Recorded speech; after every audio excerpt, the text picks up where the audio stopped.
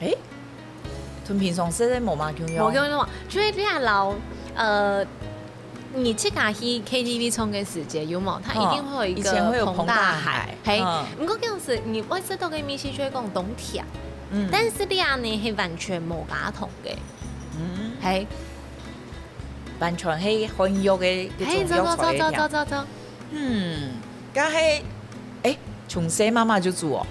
從細真嘅，我去比米一場比賽，我媽媽聽說都會煮咧，本我帶定去，哦，係咁是因為有長漢感覺，就比較潤吧。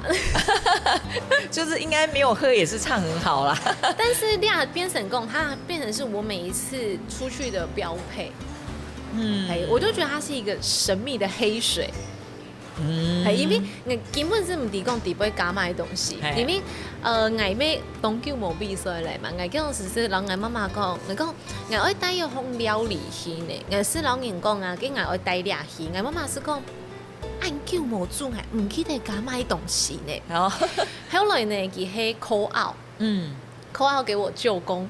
因為係舅公黑中醫師，然後他就幫我們去找這個藥方是什麼。哇，婦科頭擺嘅藥房。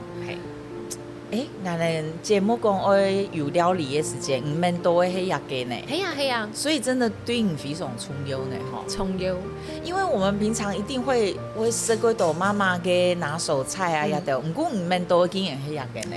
因為我媽媽本身就係懂會煮食嘅人，嗰時候佢煮嘅米紅菜我吃到都會好食，但是佢並冇特別嘅故事，連到係倆一比茶，倆比茶看起來講屬於冇乜嘅特別嘅，但是你啉下去嘅時候，你會知道講嘅一種古健康、古好嚟講，係媽媽嘅愛感覺係啊，米一擺真嘅，去比賽我媽媽聽咗會大做是可以是米愛來煮倆噃。